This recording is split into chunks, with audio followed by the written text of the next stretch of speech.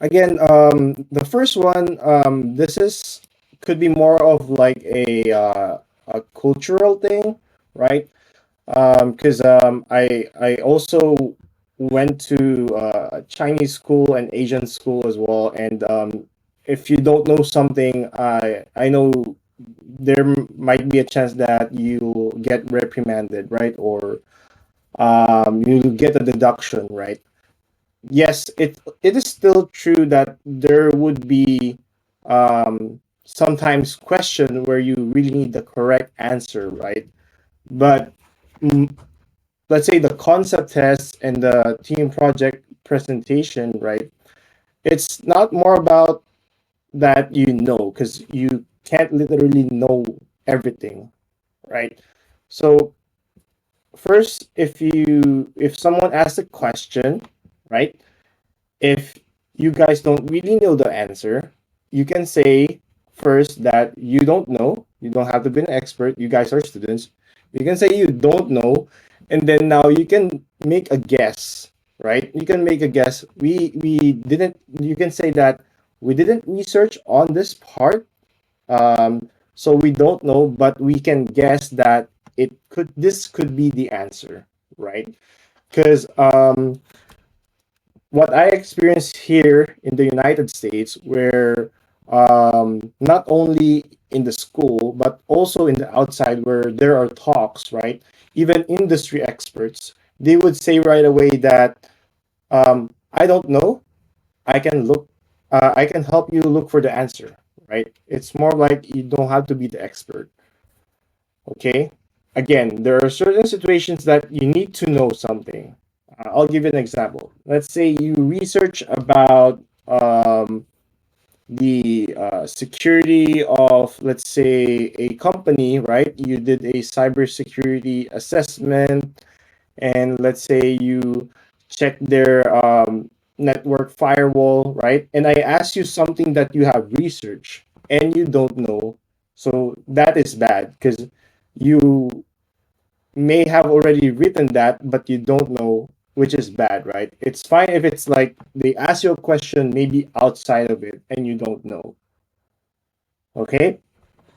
So um, next thing is don't add long paragraphs or sentences. So the purpose of PowerPoint presentation is for the audience to listen to you, right?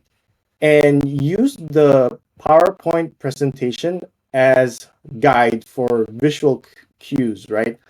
Let's say you can have three bullet points, right? Three lines of words, right? You can maybe just have one word. You can maybe use pictures, icons, diagrams to help the audience listen to you and also understand what you're trying to talk about, like the main topics, right? Also, for the presenter, it also helps you to get some reminders that, oh, you have to talk about this certain topic and this certain flow, right? And that shows you to be more prepared as well instead of like showing everything and just reading off the slides, right? Okay. So let's say, so instead use phrases and words then explain through speaking or talking. Okay. So the Q&A slide, it should really be left blank slash empty, right? This is just a marker to say that we're done with our presentation. Anyone can answer, anyone can ask a question, right? And the team would answer. And most of the time, the instructor would ask some questions or the audience, meaning even the classmates can ask questions, right? So next would be problem statement should be a question format, right? We have said that it's a problem statement, but you're not really asking a question, so it defeats the purpose of you calling that section a problem statement, right? So to quickly remind yourself that it should be in the question format, don't forget to put the question mark. I know this is easy. Even capstone students do miss out when they're doing this research type of sequence, right? The next one is try to use quantitative data if possible, right? Meaning like numbers, figures from measured metrics, right?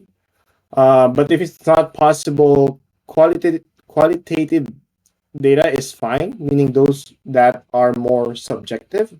They come from like surveys, right? Those kinds of stuff. Next, when you define a scope, meaning what's included in your research, it is also a good practice to define what is not included in the research, right? Some people may argue that we already have defined the scope. It means that everything else is considered out of scope, right? But still, if you add that out of scope, it helps put some constraints and also um, gives more definition to the scope, meaning it's more clear to the user once you add the scope and out of scope as well, right? And there was a time also, so if you show a table with the data, right, and you plan not to talk about the table, right? I mean, talk in detail, which is fine because let's say you have like a table of a lot of information, right? But still, do summarize it, right? You can say that this table, the purpose of this table is this, right? If you can see the left hand side, you can say this is the x axis and the right hand side is the y axis.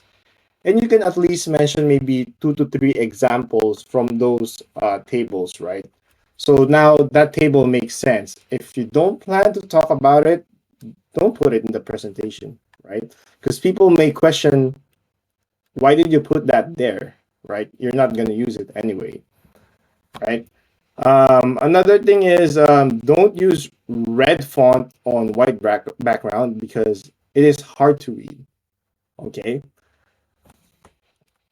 Then some good points that I saw in everyone. It is really good when, let's say, you are talking about a topic or a concept, and then you provide examples, right? So providing examples lets the audience understand the concept better instead of like you said that this means this and then that's it, right? You have to make sure the audience can understand and relate, right? Um, Another thing is introducing what you will talk about. I really like it when, let's say, another team member would come up and speak, right? He would first say that aside from mentioning what the classmate's name is, right? This is my name, and I will talk about these and these topics, right? So that helps the audience prepare for what to expect, right? Instead of just going to straight talking about what's in the next slide, right? I like it as well when I saw a team where they would even go further to say that, hey, my name is this, and my topic is this, and I will talk about 3 things, right? So there's like an agenda, right, or a summary of what they're gonna talk about, right? Next, yeah, that was mentioning how many parts in your topic, right?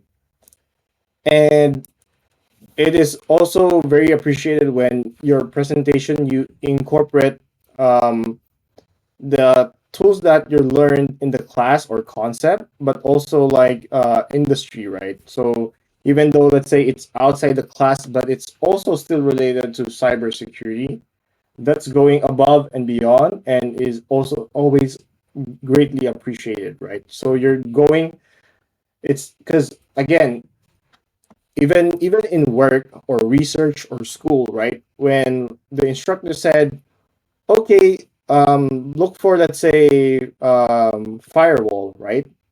And then you just did that. So that's just meeting the expectation, right? So if you want to go above it, maybe you can look for other alternatives of firewall, maybe other ways to allow or block requests, right? Another way to manage it, similar, right?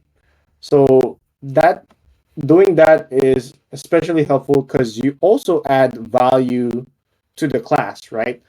It's not just like students listening to, okay, it's another cybersecurity, it's another CIA triad, right? But if you go about giving scenarios, example, and going more research, then now you capture the audience of your classmates to listen, right?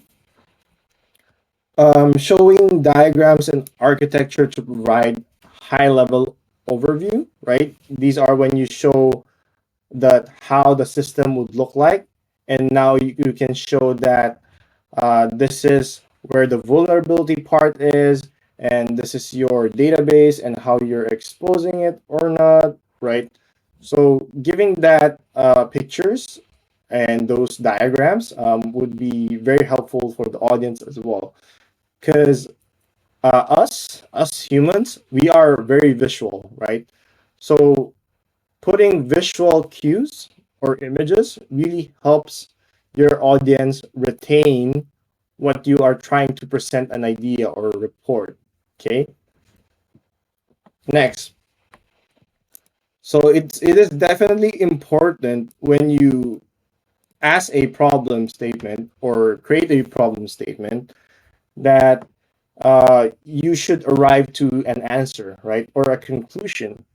And again, that conclusion could be um, a successful one or a failure, right? Or because there's not enough time, right? But you can still answer it partially, right?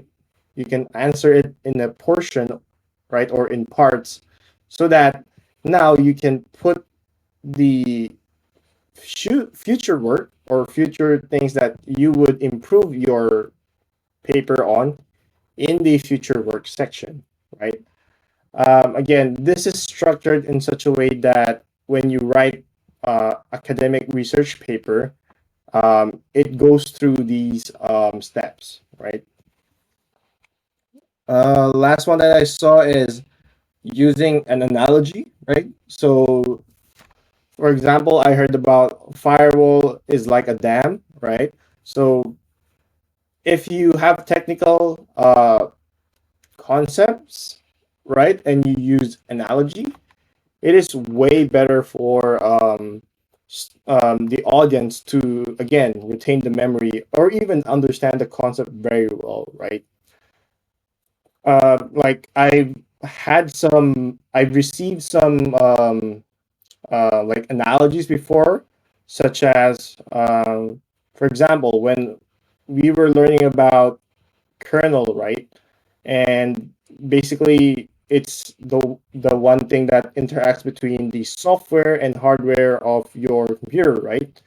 And the professor would just say that if uh, the kernel was attacked, it's over, right? It's like you're gonna lose because it can interact with the hardware and mess up things, right?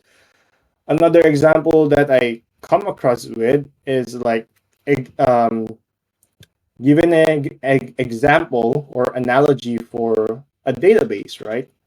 So we all know what database is. It is a storage, right? But if you want to improve yourself to understanding and explaining that, you can get an example for how would you explain that to, let's say, a 5-year old, right? So you can do it like this, right? So you store information in the database and you can create an analogy. Let's say you have toys, right? So toys of a kid, right? They can just put it all over the place or all over the house, right? The kid could anytime play the toys, right? They can just grab it, right? But they have to remember, oh, is this toy in this room or is this toy in the other room, right? So there's this disorganized information, right? So the analogy for database is, let's say you have toys and you also have toy boxes, right? And now if you put toys in your toy boxes, and definitely your toys are now organized, right? Your information is stored or your toys are stored in such a way that it can easily be accessed by the user. In this case, the kid can easily access his toys in the toy box, right? It's organized if the kid organizes the toys, right? So that really helps retain information. So um, I can show a couple of my old slides because I used to present a lot. And let's see. Uh,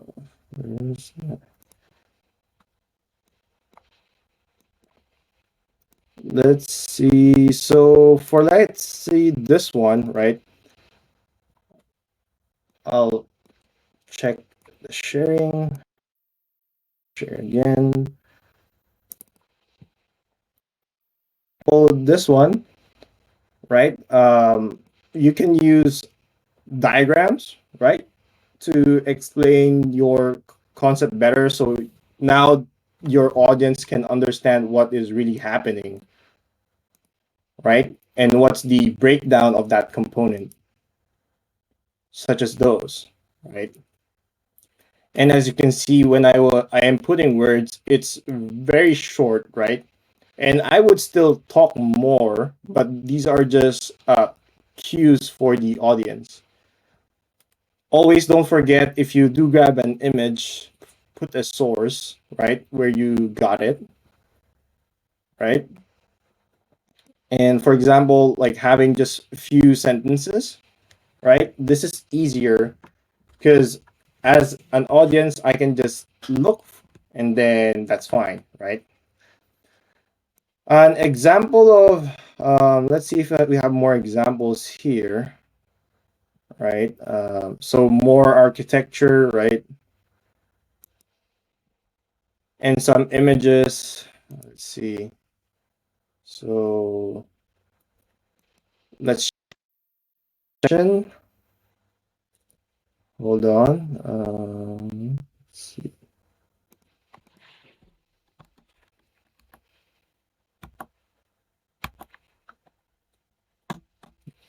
Hold on. Give me some time. I'm looking at it.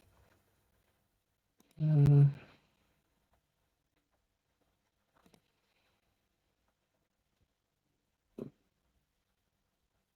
where's that one? Okay, I saw it.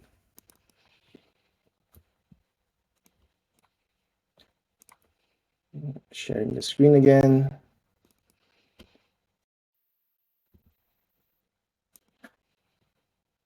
So this is more of like an exaggeration because this is not a presentation for, let's say, a class, right? But this is to give you an idea. How would I use an analogy again, right?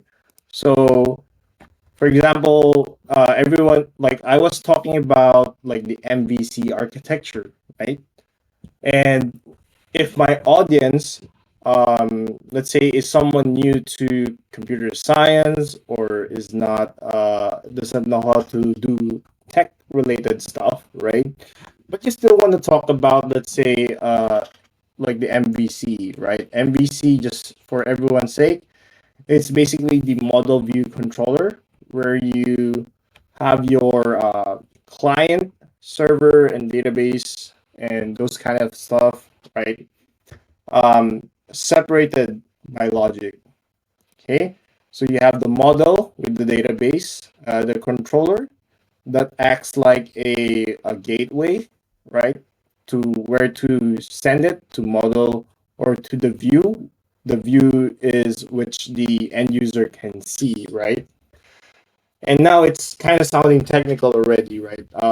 You can get lost. Also, the speaker can get lost, right? But you can use analogies like, okay, everyone knows a restaurant, right? And in this case, it's even SpongeBob SquarePants, right?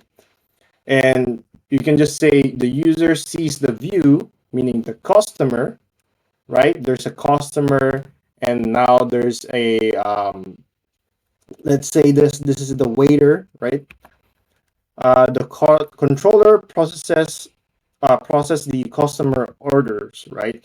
So this time, Squidward, the one in the cashier is the controller, right? He would process the orders, meaning the requests from the end user. And the controller will talk to the model, right? So let's say SpongeBob is in the kitchen. Maybe that kitchen is the database, right?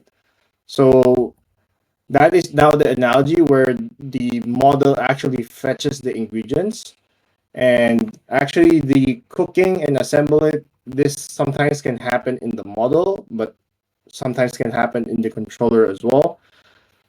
But again, this is in the backside where the customer doesn't see anymore, right? They don't see this part. And the model, if they're done, they retrieve the data from the database or in the kitchen. They can now pass it back to the controller, which is the waiter, right? And the waiter can basically serve it to the customer, right? So now user can see the food in the view and also can consume the requested resource, which is food in this case. So that's another example for using an analogy, right? So analogy example, hold on, let me pull that up first and then share my screen.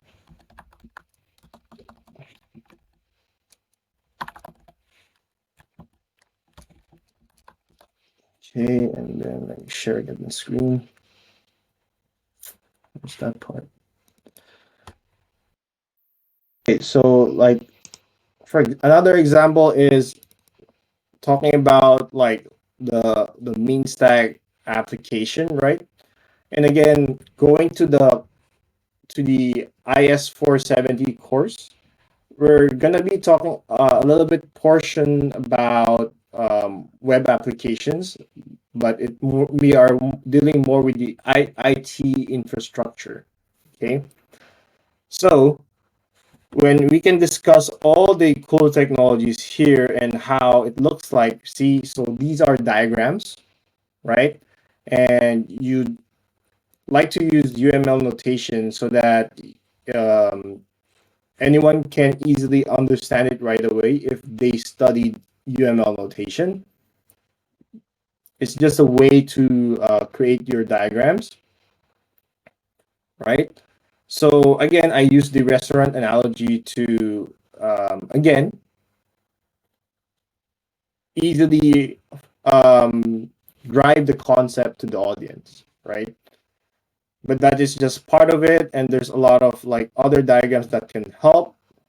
Process flow helps as well. Um, and let's say the cybersecurity, this could help maybe tracking the flow of the packets or maybe the attacks, right? Or the connection, the secured connection, the unsecured connection, knowing which part of the system it will go, right? Also, in the IT service management, this would be helpful to do some process flow diagrams. So you would know when there's a customer support or request, right? You would know where the request goes from one department to another, right? And who will process that. So that helps us visualize who is responsible for what, right? And yes, there are more diagrams to help with the management side of it, but we do that later on in the classes. Okay, so let's see. I can show. Um, okay, I think I remember what to show one. Hold on. Let's see this one.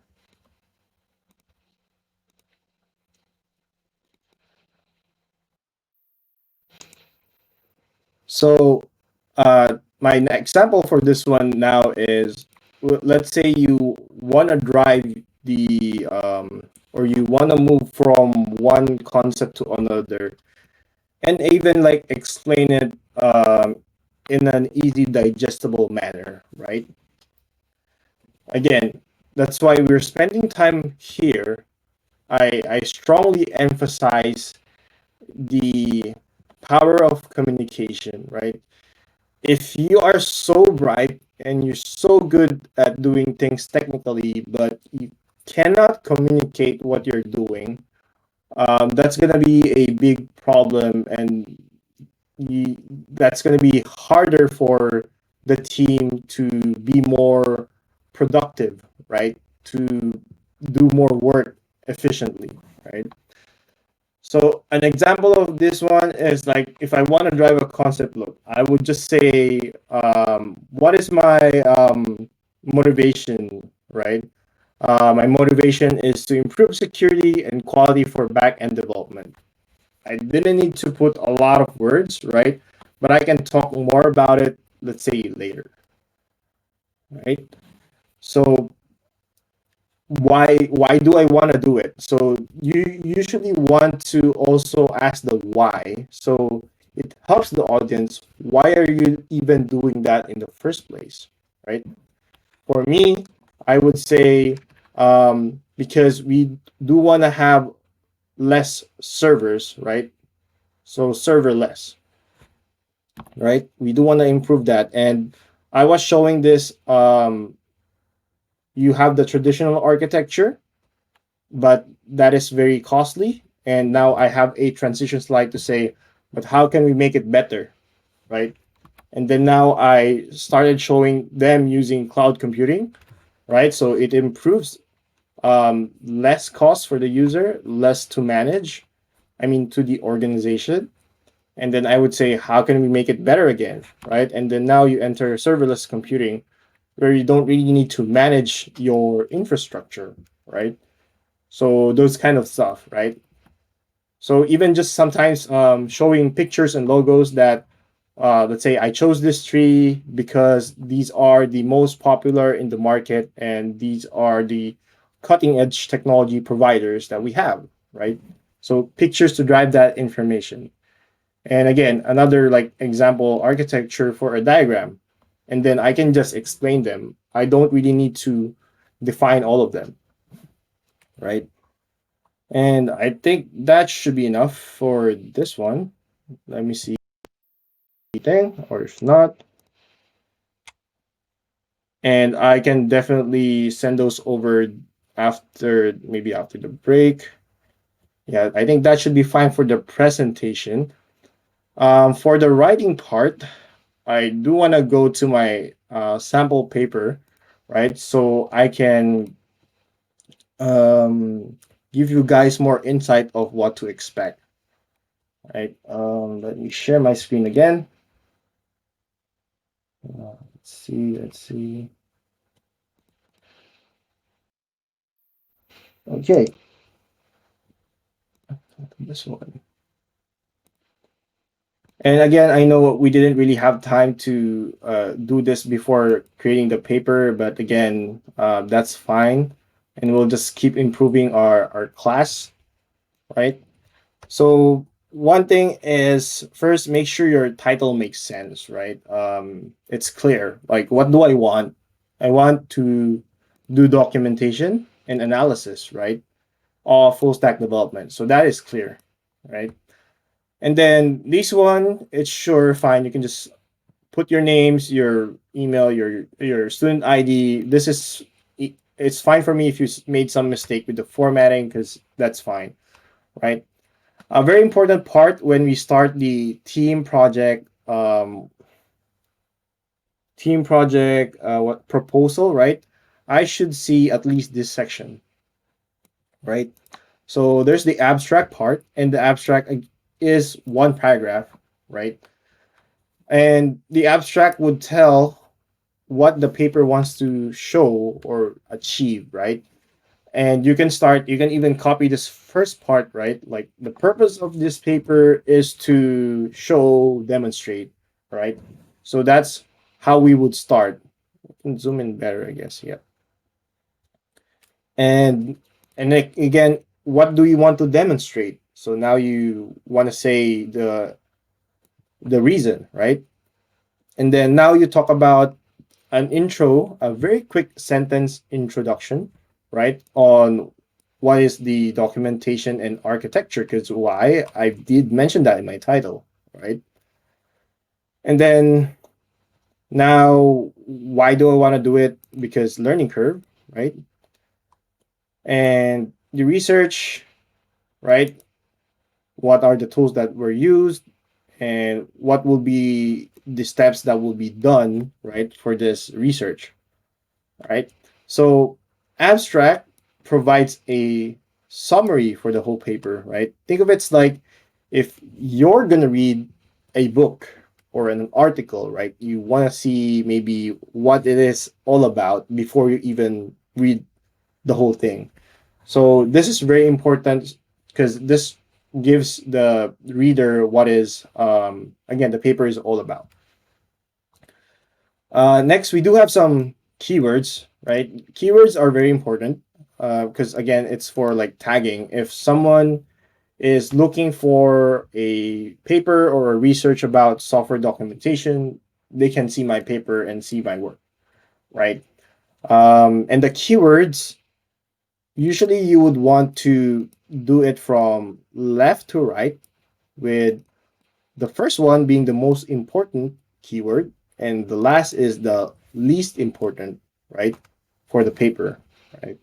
It means that for me, I'm showcasing or demonstrating more of the document and architecture, and the full stack and mean is the target, right, to showcase the documentation and architecture.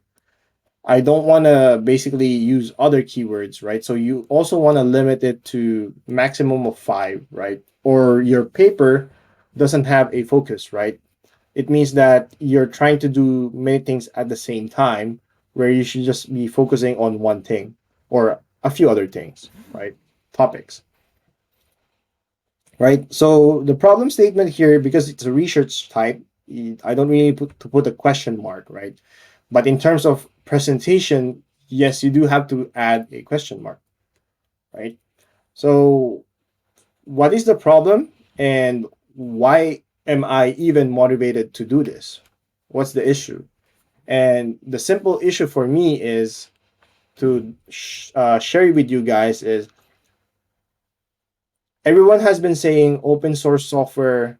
Hey, everyone, come join us, right? Um, it's easy to come in and easy to contribute code, but in reality, it's not, right? Yes, you can see the code, but it usually takes a lot of time for an engineer, a software engineer or developer, to understand what the open source software is before they can even contribute.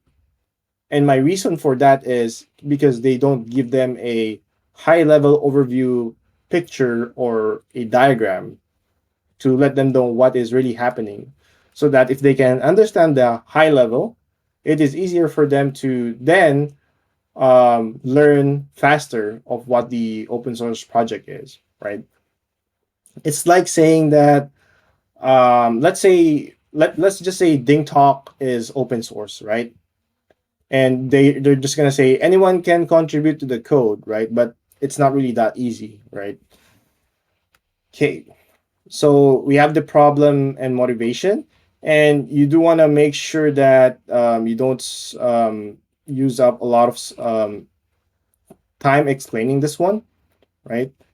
For the background is very important to talk about what are the topics or keywords or technical terms that are important for the reader to understand, right? So I did talk about architectural model, the mean stack. So you see, I am explaining this in like few sentences as well, right?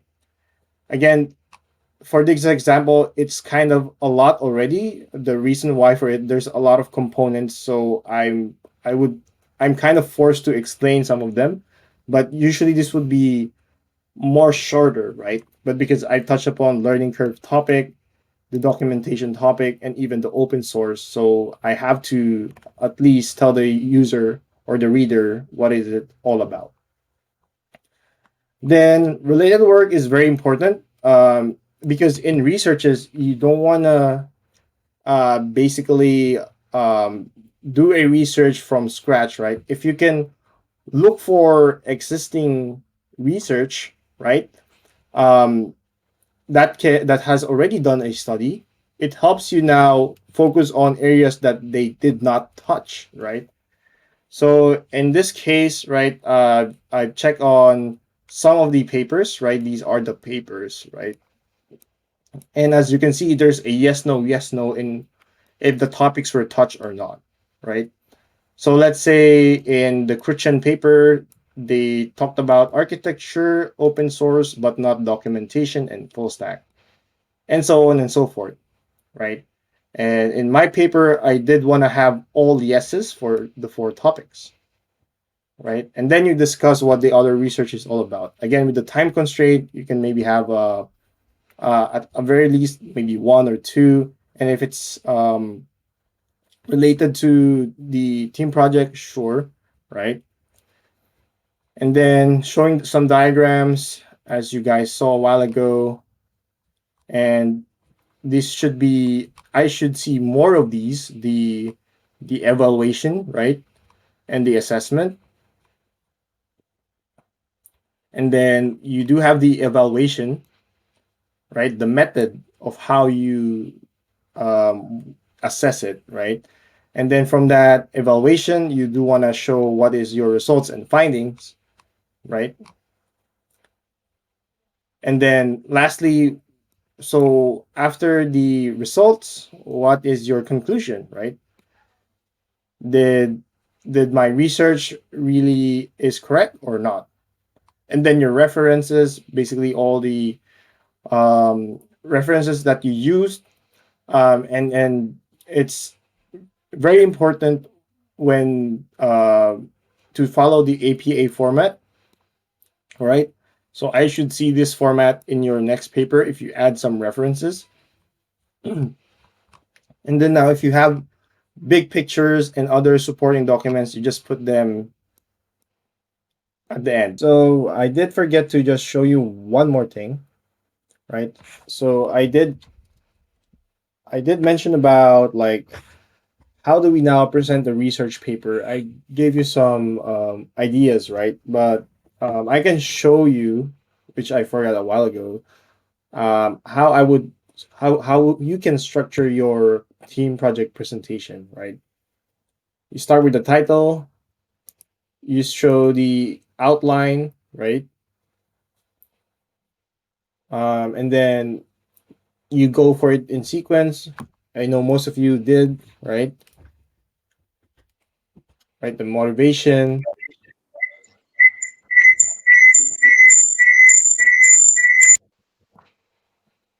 Okay, sorry, muting that.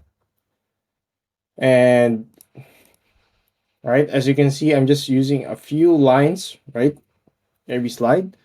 And I do know that we added some guidelines of how many slides, right? So, but if you need to add an additional slide, that's fine, is as long as you keep it short, right? So as you can see, problem statement ends with a question mark and the why, right? As you can see, I'm just showing you small amount of text, images, right? Pictures, and then I talk over it, right? Pictures, and I talk over it. text, not a lot of text, right? A table, I would just summarize the table, and so on and so forth. You guys get the idea of making it as short text of as possible, right? Minimal text. Okay, so now we're done with the about the presenting part and the team project paper, right? We can now talk about the final exam.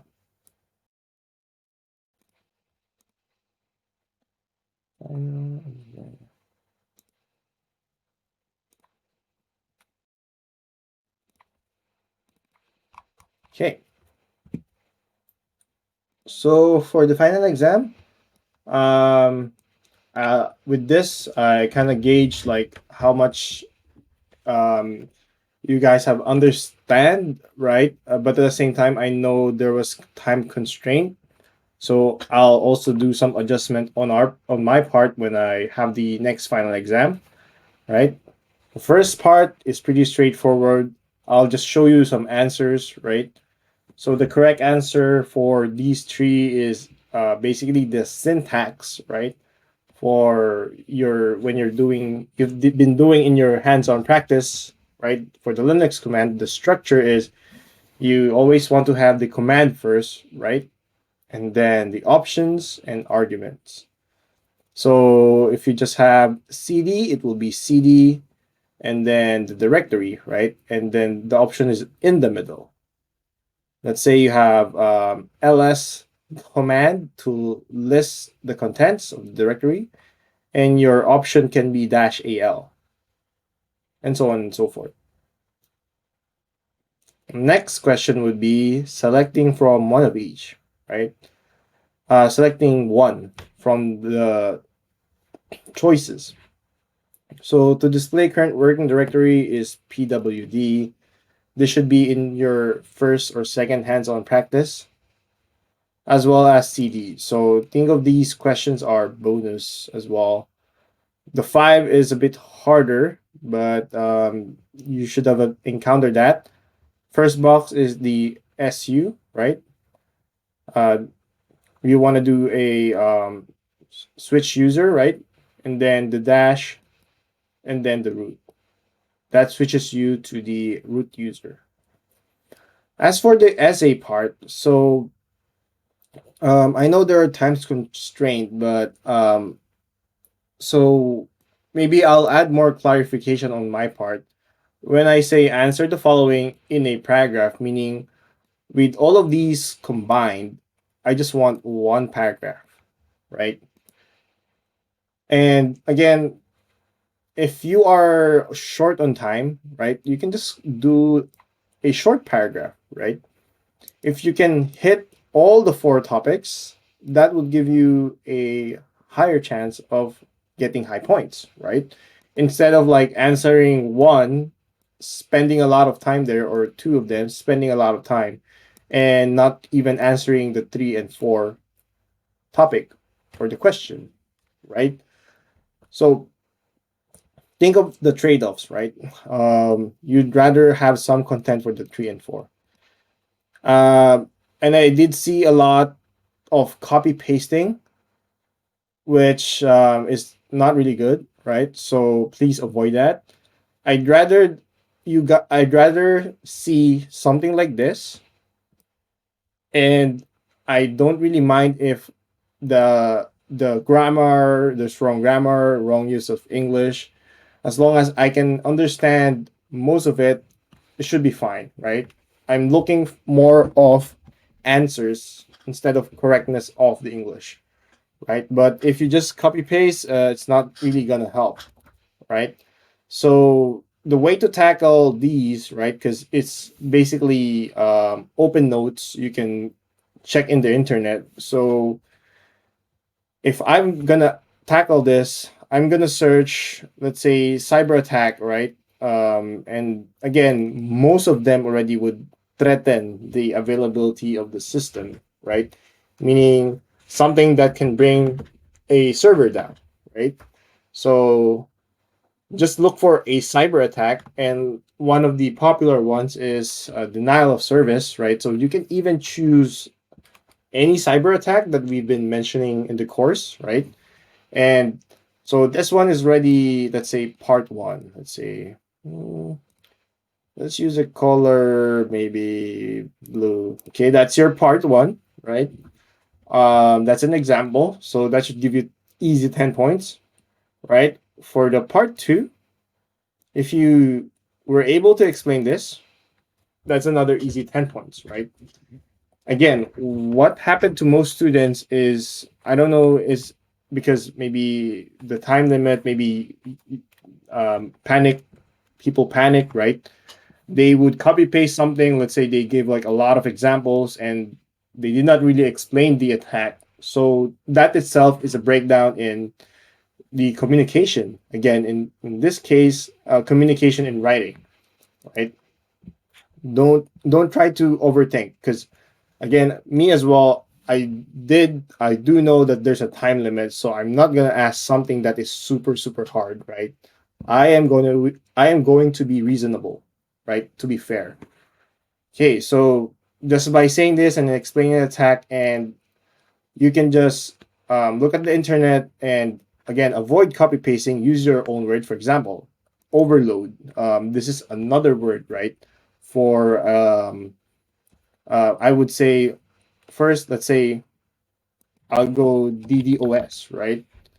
And it says disrupt normal traffic to the targeted server by overwhelming, right? I can maybe use a different word for overwhelming, right? I can say overload and just use my own words, right? Okay, and now we solve, let's say this one, uh, and I'm going to send this over as well, this one, and let's say this one, right? And let's say we want to tackle the question three, right? So I start with to stop this type of attack. So it helps me, the reader, that I'm now going to talk about the third point, right? Let's see. Okay. So that one, let's say to stop this type of attack, I mentioned the following. I can maybe do API gateway, load balancer, firewall. So even just let's say you mentioned firewall, that's already fine, right? And explain, right? It will restrict network traffic or allow, right? I just need to see some keywords and that should be good enough. Okay, hold on. And then now to explain the fault tolerance or system design, this is basically just saying, let me have another color, uh, maybe gold, right? Actually, this is part of this. So this is basically just explaining the third one, right? So I actually just asked two questions, where the follow up question is just explaining it. So I can just say we can you say firewall, how to use the firewall, right? How to use the API gateway, right? And how to use the load balancer. And that's it. If I did see this type of answer in your own words, very clear, very concise, you should immediately get 40 points, right? But if you just copy paste stuff and there's like a wall of text in front of me to check, it's highly likely that you did not really use your own words on that one. Again, I if again as your instructor, one of my main goals is not only to teach you tech. My main goal is for your writing and your communication to be good, right? Okay, so let's go with question two. Use blue, green, purple, gold. Blue, green, purple, and gold. Okay, so the three ports. So this one, maybe it misled some people with the search, but if I would search first, I would say network ports, because right. And if you didn't see anything, you can say list of network ports, right? And now you see a lot of common port numbers. Or let's say if you let's say firewall ports, right? And this should give you a good list already when you search for firewall ports. So I am actually expecting to see port number 20, port number 22, port number 443, right? Some of the common ones. If you do use uncommon ones, it's also fine, right? But this is what I'm looking for: the number and what it is used for, or the name actually before the explanation. And there's a bigger list, right? Next, going back, and again, the second question is just a follow up, right? So I already mentioned these. This is my first to answer that first. And then this is what are the ports and their usage, right?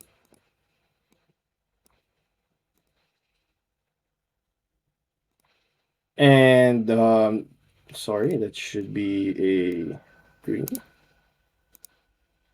And this is a purple. And now I'm just explaining why, right? And the answer.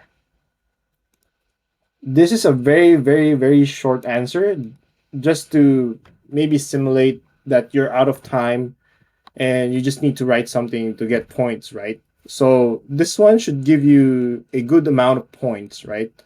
Uh, maybe give you a very least maybe 30 right away, or maybe 30 something, right? Because you did answer all of them, but maybe not just more explanation, but you did able to answer the questions, right? So another clue for the first question is what to allow, right? So you can say that you can even switch the word from allow to deny. So we can search for common ports deny firewall, something like that, right? So now you can see a lot of easy, like there's a recommendation. We can also do common ports. There's an S, allow firewall, right? So you can easily see a lot of these, right? And you can just explain why. What's the use? This one is easy. You can see it's for emailing, right?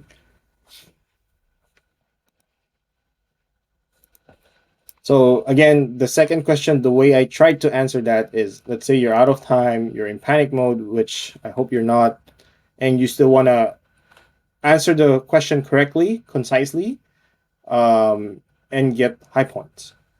Okay. So again, if there's any question about how the final exam is, feel free to ping me.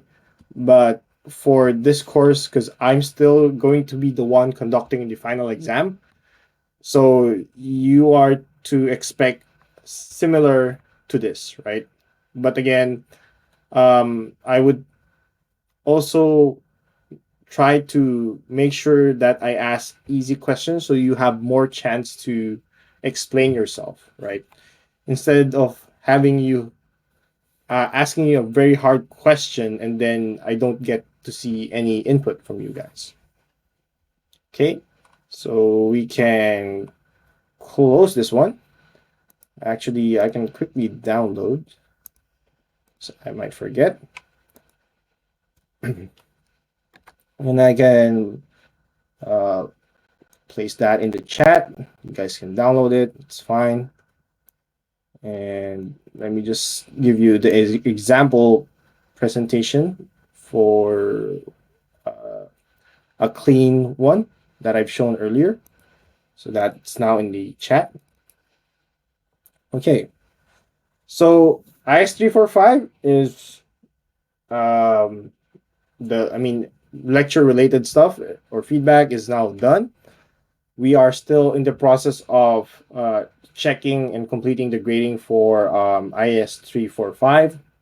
Do expect for us to email or contact you if there are some missing assignments, because we do know that this is an everyday class, so there are bound to be students missing assignments. And also on our part, we are bound to maybe lose some of the files or maybe not know where it is, just because we are doing it manually, right? So it's harder to track stuff instead of using a learning management system.